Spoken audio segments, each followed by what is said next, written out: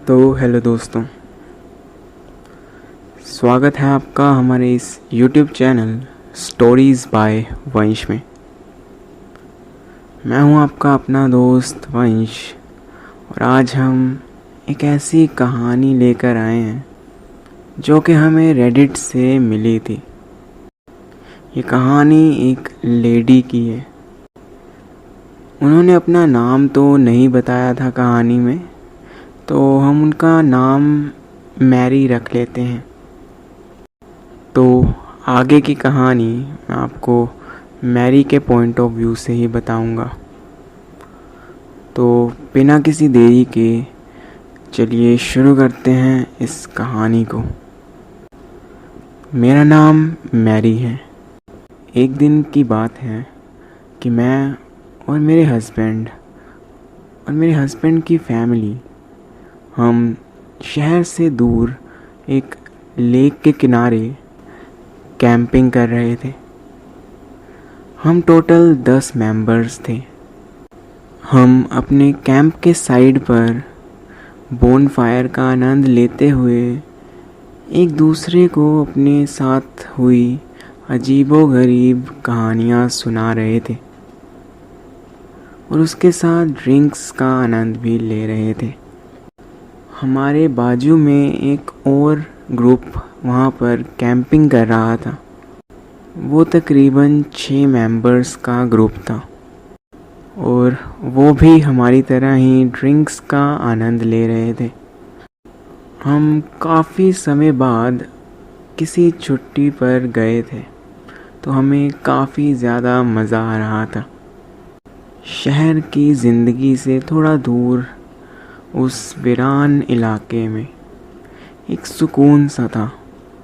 हम एक दूसरे से बातें कर ही रहे थे कि तभी मुझे किसी बच्चे के रोने की आवाज़ सुनाई दी। ये आवाज़ दूसरे ग्रुप के कैंप की तरफ से आ रही थी। तो मुझे लगा शायद उनके बच्चे को भूख लगी होगी, तभी वो रो रहा है। तो हमने इस बात पर ज़्यादा ध्यान नहीं दिया, पर आधा घंटा बीत गया। वो आवाज़ अब मेरे कानों को खाए जा रही थी। उस आवाज़ के कारण हमें एक दूसरे की बात भी समझ नहीं आ रही थी। तो मेरे को अब थोड़ा गुस्सा आ रहा था, क्योंकि वो अपने बच्चे को चुप ही नहीं करा रहे थे।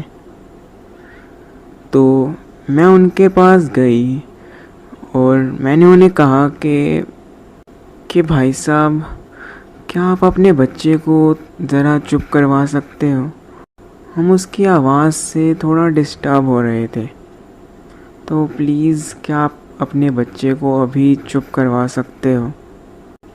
तो उस ग्रुप के सभी मेंबर्स मेरी तरफ एक ही निगाह लगाए देखे जा रहे थे। वो गुस्से में तो बिल्कुल नहीं लग रहे थे, पर वो बहुत हैरान थे। तो उनमें से एक मेंबर ने मुझे कहा कि मैम, हमें लगा कि ये बच्चे की आवाज़ आपके कैंप से आ रही है, क्योंकि हमारे कैंप में तो कोई बच्चा आया ही नहीं है। तो उनकी ये बात सुन के मैं बहुत हैरान रह गई थी, क्योंकि हमारे साथ भी कोई बच्चा नहीं था। तो उन्हें मैंने जब ये बताया कि हमारे कैंप में भी कोई बच्चा नहीं है और हमारे आसपास और तीसरा कैंप कोई था ही नहीं और दूर दूर तक किसी का घर भी नहीं दिखा था, तो वो बच्चे की आवाज़ कहाँ से आ रही थी अभी भी? तो मैंने अपने ग्रुप को जाकर जब ये सारी बात बताई तो सभी बहुत ज़्यादा हैरान रह गए, क्योंकि इतनी रात गए एक सुनसान इलाके में जहाँ पर आसपास जंगल ही जंगल हो, वहाँ एक बच्चे की आवाज़ कैसे आ सकती है?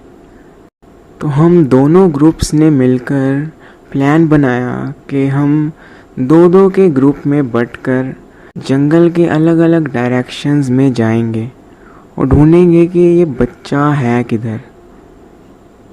तो हमने ऐसा ही किया और हर एक ग्रुप ने एक टॉर्च लेकर जंगल के अंदर चले गए। हम उस आवाज़ का पीछा करते हुए आगे बढ़ते जा रहे थे। वहाँ जंगल में बहुत ज़्यादा अंधेरा था और मुझे बहुत डर लग रहा था कि कहीं कोई जंगली जानवर हम पर हमला ही ना कर दे। पर उस बच्चे के रोने की आवाज़ अभी भी आ रही थी, पर कहाँ से इसका पता अभी नहीं चला था। तो कुछ देर खोज करने के बाद हम सभी एक जगह पर ही इकट्ठे हो गए। वहाँ हम में से एक ने देखा कि जंगल के बीच में एक सफ़ेद रोशनी चल रही थी। वो रोशनी किसी इंसान के आकार की थी, हूबहू जैसे कोई इंसान ही चल रहा हो। तो हम सभी मिलकर उस रोशनी का पीछा करना शुरू हो गए। वो रोशनी हमारे आगे आगे चली जा रही थी और हम उसके पीछे पीछे। और वो रोशनी आगे कहीं जंगल में जाकर गायब हो गई। के बाद वो रोशनी किसी को भी नज़र में नहीं आई। हम सभी यह देखकर बहुत हैरान रह गए थे कि इस जंगल में ये हमने अभी क्या देखा था, ये रोशनी कहाँ से आई। तो हम सभी अपने अपने कैंप्स में लौट आए। हम सभी वो रोशनी देखकर काफ़ी ज़्यादा डर चुके थे। तो हमने अपने कैंप्स के आसपास आग जला दी ताकि वो रोशनी हमारे पास ना आ सके। तो हमें लगा कि अब सब कुछ ठीक हो गया है, क्योंकि वो आवाज़ भी अब बंद हो चुकी थी। पर आधे घंटे बाद उस बच्चे के रोने की आवाज़ फिर से आने लगी और वो आवाज़ अब ज़्यादा तेज़ थी। पर हमें अब पता चल चुका था कि ये आवाज़ किसी बच्चे की तो बिल्कुल नहीं है। तो हमने वहाँ से जल्दी से अपना सारा सामान पैक किया और अपनी गाड़ियों में निकल गए। और उस दिन के बाद से आज तक हम किसी भी सुनसान जगह पर कैंपिंग नहीं करते। तो दोस्तों, कैसी लगी आपको हमारी ये कहानी, हमें कमेंट सेक्शन में ज़रूर बताइएगा। तो मिलते हैं आपको अपनी अगली वीडियो में, तब तक के लिए अलविदा।